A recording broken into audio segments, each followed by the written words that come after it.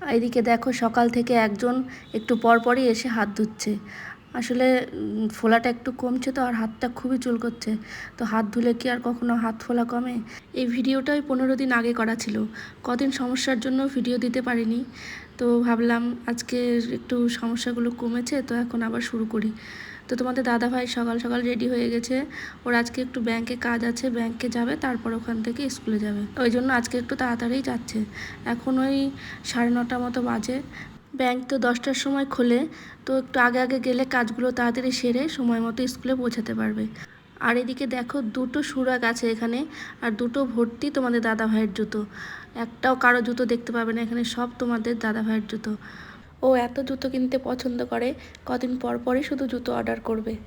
নিজের জন্য জুতো কিনেই দুটো সুরাগ ভর্তি করে রেখেছে। আমাদের জুতোগুলো আর এখানে রাখার কোনো জায়গা নেই। তো চলো, সকাল সকালে আজকে রান্নাবান্না সব করে নিয়েছি। তো দাদা ভাইয়ের খাওয়া হয়ে গেছে, এখন প্রচুর কাজ বাকি। আজকে আমি স্নান করে নিই, সকালে বাসি কাপড় পাল্টে রান্নাবান্না করে নিয়েছিলাম। আগে রান্নাবান্না করে নিয়েছি, এখন হচ্ছে বাকি কাজগুলো করে নেব। মানে রান্নাবান্না করতে যেটুকু কাজের দরকার হয় সেটুকু করে নিয়েছি। ঝাড় দেওয়া আর বাসন মাজা এগুলো করেই রান্নাটা করে নিয়েছি। ঘর মোছা কাপড় কাচা কিচ্ছু করা হয়নি। তো চলো, এই যে তোমাদের দাদাভাই হাত চুলকোতে চলে যাচ্ছে স্কুল। কদিন এরকম চলবে কি জানি। তো আজকে বাইক নিচ্ছে না, টোটোতে করেই যাচ্ছে। ওই যে একটা টোটো দাঁড় করালো, ওই টোটোতে করেই যাবে। আর পুচু গেছে টিউশন, এখনও বাড়ি ফেরেনি। পুচুর বাড়ি আসতে আসতে ওই 10টা মতো বাজবে। চলো ততক্ষণ আমি বাকি কাজগুলো সেরে ফেলি। গুড মর্নিং ফ্রেন্ডস, আশা করি তোমরা সবাই খুব ভালো আছো, সুস্থ আছো, আর আমরাও ভালো আছি। আমার নতুন আরেকটি ব্লগে তোমাদের সকলকে স্বাগত জানাই। তো তোমাদের দাদা হয়তো চলে গেল স্কুল, আর আমার এখন প্রচুর কাজ বাকি আছে। সকালে রান্নাবান্নাটা কোনো রকমে সেরেছি। শ্বশুরমশাই বাজারে গিয়েছিল, মাছ নিয়ে এসছে। তো মাছের ঝোল রান্না করেছি, আর হচ্ছে কুমড়ো শাক নিয়ে এসেছিলো আজকে ওই কুমড়ো শাক ভাজা করলাম। আর কালকে অনেকগুলো জামা কাপড় রেখে দিয়েছিলাম, সেগুলো কাচা হয়নি। আজকের কিছু হয়েছে, সেগুলোও আছে, সব এখন কাচতে হবে। তো চলো, দুটো ঘর প্রচুর এলোমেলো হয়ে আছে, দুটো ঘরে এখন পরিষ্কার করব। তারপরে ঘর মোছা আজকে হয়নি, ভাবছি স্নান করার আগে মুছে নেবো। আজকে স্নান করা হয়নি, তাড়াহুড়ো করে রান্নাটা করলাম। ঘর পরিষ্কার করে তারপরে হচ্ছে ঘর মুছে জামা কাপড় কেচে তারপরে স্নান করে পুজো দেবো। আর পুজো তো আজকে স্কুল যাবে না, মানে যেতে পারবে না। টিউশন ছুটি হতে হতে ওই 10টা 15 দিকে ছুটি দিবে। ওই টাইমে এসে তাড়াহুড়ো করে আর স্কুল যেতে পারে না, মানে খুব তাড়াহুড়ো হয়ে যায়। তো যাই হোক, এখন বসে থাকলে বসেই থাকা হবে, কাজগুলো ওরকম করে পড়েই থাকবে। তার চেয়ে তাড়াতাড়ি করে কাজগুলো সেরেই ফেলি। এই যে এতগুলো জামা কাপড় আজকে জমেছে, কালকেরগুলোও আছে, ওগুলোও কাচতে হবে, আর আজকে এতগুলো হয়েছে। তাহলে ভাবো কতগুলো আজকে জামা কাপড় কাচতে হবে আমাকে। আর এই বিছানার চাদরগুলোও ভাবছিলাম আজকে কেচে দেবো। তো এমনি জামা কাপড় অনেকগুলো হয়ে গেছে, তো ভাবলাম থাক, আজকে বিছানার চাদরগুলো আজকে আর কাচবো না, কালকেই কেচে নেবো। তো সকালবেলা বিছানা ঠেছানা একবার ঝেড়ে তুলেছি, ওই দেখো আবার কেমন এলোমেলো করে রেখে গেছে। তো ঘরটা মোছার আগে ঘরের বিছানাটা একটু পরিষ্কার না করলে কেমনই যেন লাগে। আমি ঘর মোছার আগে ঘরের বিছানাগুলো ভালো করে একবার ঝেড়ে ঝুড়ে পরিষ্কার করে নিই, তাহলে ঘরটা একটু বেশি পরিষ্কার মনে হয়। আর দেখবে ঘরের বিছানাটায় যদি এলোমেলো থাকে, ঘরটা যতই গুছিয়ে রাখো মনে অগোছালোই লাগে। ওই জন্য ঘরটা মোছার আগে ভালো করে আরেকবার বিছানাটা ঝেড়ে নিচ্ছি। এখন ঘরটা মুছে নেব। এই যে টেবিলটাও দেখো, সকালবেলা যতই গুছিয়ে রাখি, প্রতিদিন গোছালেও এই টেবিলের অবস্থা এরকমই থাকবে। জিনিস এক জায়গা থেকে নিয়ে আরেক জায়গায় রেখে ছুঁয়ে চলে যাবে, তখন আমাকেই আবার গোছাতে হয়। তো চলো ঘরের জিনিসপত্রগুলো একবার করে মুছে নেই, মুছে তারপরে ঘরটা মুছবো। প্রতিদিনই মুছি জানো তো, তাও এই যে কেমন একটু একটু করে ধুলো পড়ে। আর কদিন পরে মুছতে গেলে প্রচুর ধুলো পড়ে যায়, তখন আর ভালো লাগে না। ওই জন্য অল্প অল্প ধুলো পড়তেই আমি প্রায় প্রতিদিনই মুছে নিই।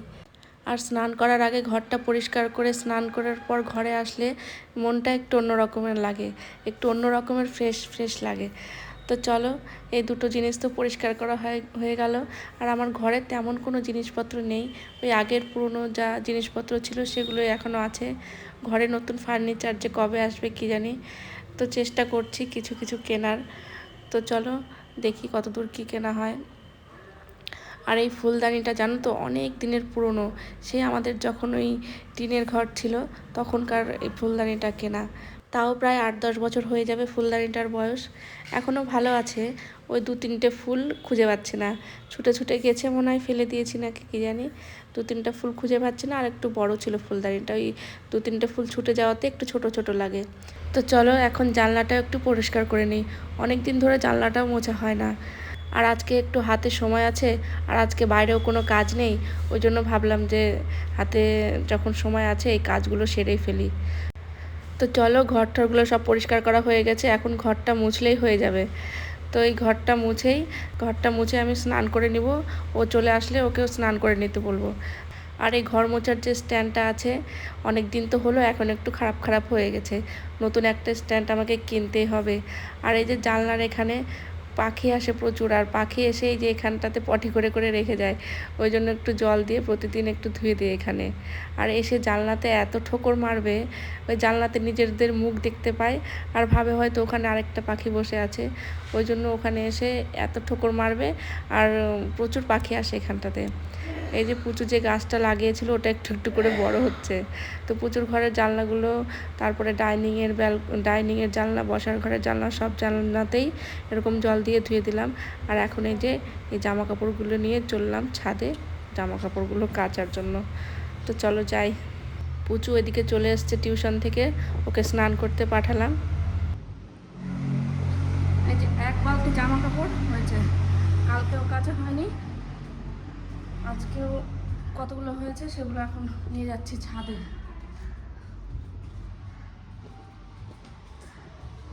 ছাদে এখন প্রচুর রোদ উঠে গেছে, একটু সকাল সকালে কেচে দিলে ভালো হতো।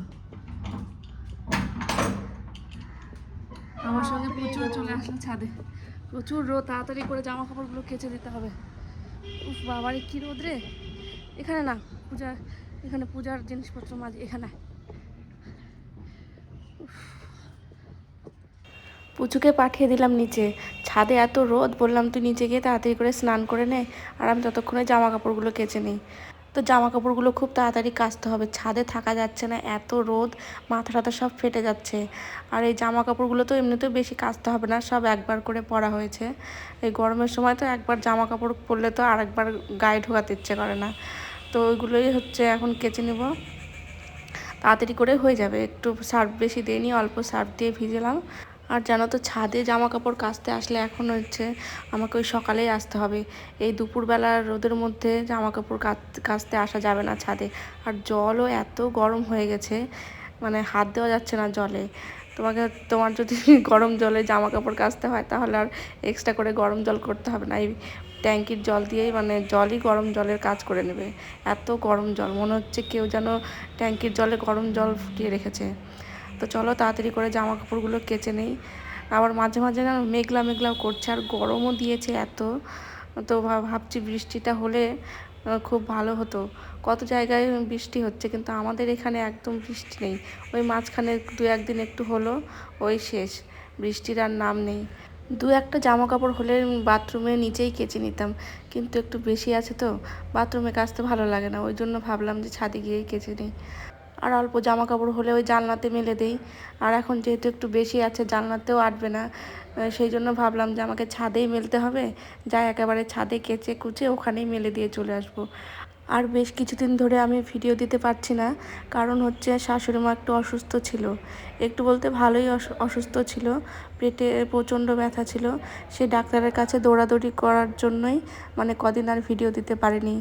তো এখন কিছুটা সুস্থ আছে, ভালো আছে, ওই জন্য ভাবছি এখন থেকে আবার রেগুলার ভিডিও দিব। তো চলো জামা কাপড় প্রায় মোটামুটি কাচা হয়ে গেল, এখন ধুয়ে ছাদে মেলে দিয়ে চলে যাব। তো আজকে আর ছাদে মেলে দিয়ে আর বেশিক্ষণ রাখা যাবে না, যা রোদ উঠেছে, জামা কাপড়ের রং ঠং জ্বলে সব সাদানা হয়ে যায়। তো ভাবছি কিছুক্ষণ পরে এসেই নিয়ে চলে যাব। তো চলো জামা কাপড়গুলো তো সব কাচা হয়ে গেল, এখন মেলে দিয়ে এসে তারপরে এই জায়গাটা পরিষ্কার করে ফেলতে হবে, নাহলে এখানটায় জল কিছুটা জমে থাকে, মানে পাইপ লাগানো আছে, জলটা বেরোতে একটু টাইম লাগে। এই জলটা বেরিয়ে গেলেই আরেক বালতি ভালো জল এখানে ঢেলে দেবো। আর এদিকে দেখো আরেক কাণ্ড, এত গরমে থাকা যাচ্ছে না, আর ছাদটা এত গরম হয়েছে, আর আমি চলে এসেছি খালি পায়ে, আর পা মানে ফেলতেই পারছি না, এত গরম, পা মনে হচ্ছে পুড়েই যাচ্ছে। জামা কাপড় সব ধোয়া হয়ে গেছে, প্রচুর রোদ উঠেছে, মানে এখন একটু কমলো রোদটা, একটু মেঘলা মেঘলাও করছে, বৃষ্টি হবে কিনা কি জানি। জামা কাপড় তো ধুয়ে দিলাম, তো জামা কাপড় সব ধোয়া গেল, এখন স্নান করে পুজো দিয়ে তাড়াতাড়ি খেয়ে নেবো। প্রচুরও অনেক খিদে পেয়ে গেছে, সকালে সেই একটু দুধ মুড়ি খেয়ে টিউশনে গেছিলো, এসে আর কিছু খায়নি। ওকে বললাম স্নান করতে, তো চলো তাড়াতাড়ি স্নান করে পুজো দিয়ে খাওয়া দাওয়াটা করে নিই। এখন বাজে ওই 6টা, আর হচ্ছে সন্ধ্যা এখনও লাগেনি, লাগবে লাগবে করছে। তা আমি দুপুরে ভেবেছিলাম একটু ঘুমাবো, কিন্তু ওই ঘুম আর কই হলো, শুয়ে থেকে খিদে পেয়ে গেলো। তারপরে মুড়ি নিয়ে আসলাম, মুড়ি খেয়ে দিয়ে তারপর আবার ভাত খেলাম। মানে আজকে অনেক খিদেটা একটু বেশিই পাচ্ছে। তারপরে স্কুল থেকে এসে 2 বাপ বেটি ওই যে খেয়ে দিয়ে ঘুমিয়েছে, তো ঘুমিয়েছে, আর ওঠার নাম নেই। আর আমার আজকে আর ঘুম হলো না। লাইট এখন হচ্ছে সন্ধ্যা দিব, সন্ধ্যা দিয়ে তারপরে কি রান্না হয় দেখি। এই যে এখানে দুধ জাল হচ্ছে, এই দেখো আজকে 2 কিলো দুধ নিয়েছে। আজকে যা টেস্ট লাগবে না তালটা খেতে, অনেকদিন ধরে ভাবছি একটু বেশি করে দুধ দিয়ে তাল রান্না করবো, হেভি লাগে খেতে। জাল হতে থাক। আর এইদিকে দেখো, এই যে এখানে তাল মানে ভালো করে গরম করে রেখেছে, জাল দিয়ে রেখেছে, এর মধ্যে আবার একটা নারকেল দেওয়া হয়েছে। দুধটা গরম হলে এর মধ্যে তালটা দিয়ে দেবো। আর এখানে এই যে আটা মেখে রেখেছি, কয়েকটা রুটি করে নেব, তাহলে হয়ে যাবে আজকে রাতের রান্নাবান্না কমপ্লিট। এই যে এখানে দেখো রুটি বানানো হয়ে গেছে, বানালাম 15-16টা রুটি, আর দেখো সব তরকারি থেকে গিয়েছে। আর এই যে এখানে মেয়ের জন্য একটু দুধ রাখলাম, ও দুধ দিয়ে আর হচ্ছে রুটি দিয়ে খেতে ভালোবাসে। আর এই দেখো তালের ফাইনাল লুক। তাল আজকে একদম ক্ষীরের মতো হয়ে গেছে দেখো। আর এখন ওই যে 7:30 মতো বাজে, আর আজকে তাড়াতাড়ি রান্না হয়ে গেল, কি মজা তাই না? আবার লেগে যায় নাকি এদিকে। আর আজকে 7:30টার মধ্যে রান্না হয়ে গেল, কি মজা। ভাবছি আজকে 9টার মধ্যে খাওয়া দাওয়া সেরে নেবো, 9টার মধ্যে খাওয়া দাওয়া সেরে একদম টানা ঘুম লাগাবো।